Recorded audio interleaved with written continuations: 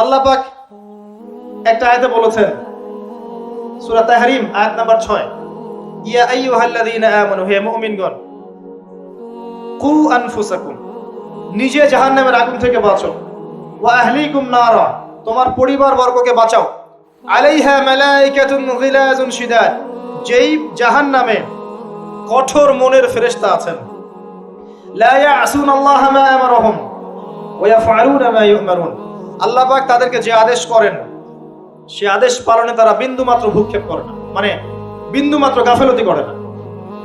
আল্লাহ পাক ভয় দেখাচ্ছেন জাহান্নামে এমন ফেরেশতা আছেন, আল্লাহ যা আদেশ করবেন তাই করবে। এই জাহান্নাম থেকে নিজে বাঁচো, পরিবার বর্গকে বাঁচাও। নিজে বাঁচবো কিভাবে? আমি বলে দিয়েছি কিভাবে। আপনি জ্ঞান অর্জন করবেন, আমল করবেন, হালাল খাবেন, তাওহীদে থাকবেন, সুন্নতে থাকবেন, ইনশাআল্লাহ বেঁচে যাবেন। পরিবার বর্গকে বাঁচাবেন কিভাবে? আসেন শুরু করি, শুরু থেকে। শুরুটা হবে আপনার বিয়ে দিয়ে।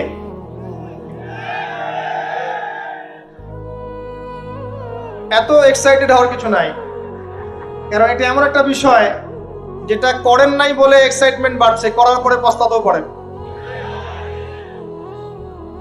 এটা এমনই দিল্লি কা লাড্ডু, যে খাবে সেও পস্তাবে, যে খাবে না সে বেচারাও পস্তাবে। তবে আপনারা খেয়ে পস্তান, আলহামদুলিল্লাহ। এমন ভাবে শুরু করেন না পরিবারটা যে আপনি একজন তরুণী, আপনি একজন তরুণ, বিয়ে করছেন, বিয়ের সময় দিনদারিতা বাদ দিয়ে অন্য কিছু দেখতে যায় না। যদিও বা অর্থ সম্পদ, বংশমর্যাদা, সৌন্দর্যের কথা হাদিসে এসেছে, হাদিসটা এমন নয় যে তোমরা 4টা গুণ দেখেই বিয়ে করো, এমন নয়। হাদিসটা এমন নয়, অনুবাদটা অনেকেই ভুল করে, অনেকেই ভুল করে। হাদিসে বলা হয়নি কখনো 4টা গুণ দেখেই বিয়ে করো, এটা নয়।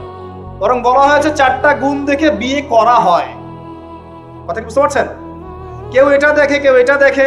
তোমরা দিনদারিতে দেখো, না হলে তোমাদের হাত ধুলোয় ধূসরিত হবে। হাদিসটা এমন।